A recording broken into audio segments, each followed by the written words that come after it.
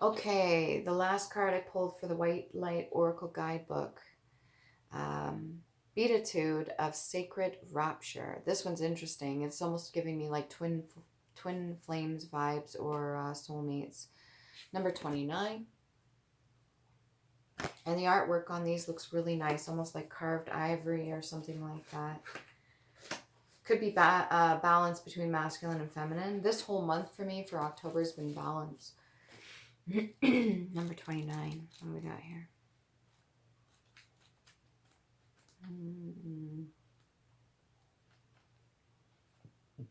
Pardon me. Okay. Beatitude of Sacred Rapture. Let your true self be seen. Search for the deeper spiritual purpose and opportunity for healing beneath conflict and suffering. If you have been in pain, this oracle brings a message of a joyful breakthrough. Your soul is growing stronger, more able to have faith and wisdom than in judgment or doubt. Commit to your spiritual path and know you are making progress, even if things seem more difficult for a time. Know that any such difficulty is part of your healing and that you will successfully move through it. Trust yourself.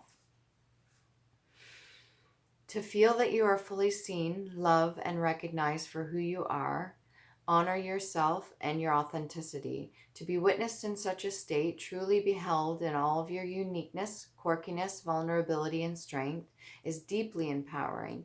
This is how Spirit sees you. When you connect with Spirit, you learn to love yourself and others unconditionally and become generous with your forgiveness. You are also less likely to be hoodwinked by ego.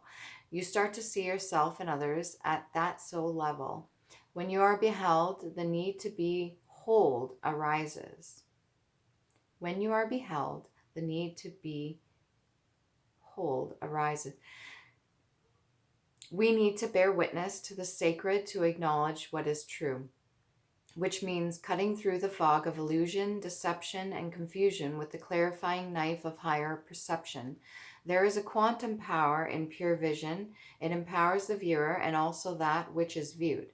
Seeing from a position of inner spiritual truth, we look below the surface, which has an alchemic potency to set healing in motions. What vision of yourself or others do you either cling to or free yourself from? How might your choice either encourage or impede your soul awakening? When life is tough, you can admire the courage that it takes to grow. There is a compliment inherent to being tolerant of life changes. If something big has shown up on someone's path, then the universe is basically saying that they are enough of a spiritual badass to deal with it. It is a vote of divine confidence. If you or another are battling something, you can choose to feel awe and respect rather than fear and despair. Basically, it's a compliment from the universe. It's giving you what it knows you can handle. So step up and take charge. Rapture is a state of intensely pleasurable joy that lifts one into communion with the sublime and the sacred. It is not only a personal experience, but also a transfusion of divine light into collective soul of humanity. This is the kind of joy that is generous, soulful, with reason or agenda, and delightfully contagious. It is a wake-up call. It shifts any stubborn clinging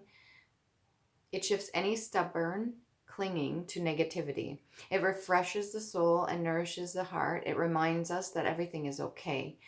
That sort of reassurance is really important. I think a lot of people would prefer that over anything else, reassurance.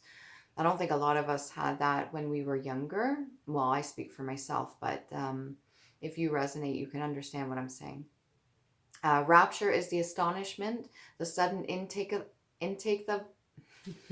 pardon me. The sudden intake of breath in response to an inner realization of something beautiful and beyond description. It tears us out of our misery and despair and plugs us into an electrical current of enlightenment. The darkness is cleared by an instant. The Beatitude is a blessing, the highest blessing. The oracle of Beatitude of Sacred Rapture brings guidance that is beautiful, healing, truth of spirit is your reality. All else in a nightmarish misuse of imagination by ego is not necessary. When you sense spirit at a work of your life, totally trustworthy and having your back, you are seeing clearly. When your hopeful heart feels empowered, you are in a zone of truth. Trust in those moments, recall them whenever you can. Count all your positive moments and wins, no matter how inconsequential they may appear. Every one of them is a precious drop of divine nectar nourishing your heart. Allow yourself to see and be seen.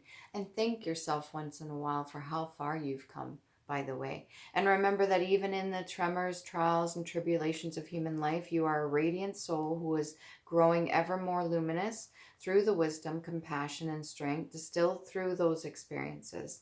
Look for the light beneath all phenomena, and you shall know the peace and love that is with all beings always. Your healing process. Become present and connect with your heart in a restful, respectful manner. You may do this by lightly resting your hand over your heart and feeling for its presence beneath your hand. Not only a marvelous physical organ, but also a spiritual temple of love. As you exhale, your awareness can drop from your head to your heart. As you inhale, your awareness can retreat a little more from the appearances of the outer world and feel pulled lovingly and gently towards the inner magnetic field of the heart. Within the heart, you can see, feel, and become aware of a beautiful eye. It is an eye of light, an eye of protection, an eye of wisdom and non-judgment, of clear vision and spiritual sight. This is not a clinical eye which assesses. It is a compassionate eye which sees the luminous inner reality of the soul and sacred destiny of all beings. The trappings of opinion and preconceived ideas are like the nets of fishermen. The ocean of love within the heart glides right through them. In the heart there is wisdom and love. There is healing. There is truth, courage. This same love, wisdom, is in the hearts of all beings. You can imagine it gently stirring, awakening, bringing peace, making the connection between all beings more conscious. We are not alone. We matter to each other at a deep spiritual level. Let yourself rest beneath the appearances of conflict and separation and pain. Partake of the sacred heart tonic of all-embracing and all-encompassing love. When you are ready to complete your healing process, slowly emerge by focusing on the sensations of the air or clothing upon your skin. Then ground and rehydrate yourself. Once you have done this, you have completed your healing process. So hopefully you like that.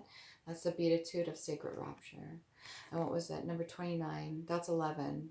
1 and 1 is 2. Again, the whole twin flame vibe. Hopefully you like that. If you did, like, share, subscribe. And thank you to all those that joined me on this channel. I really do appreciate it.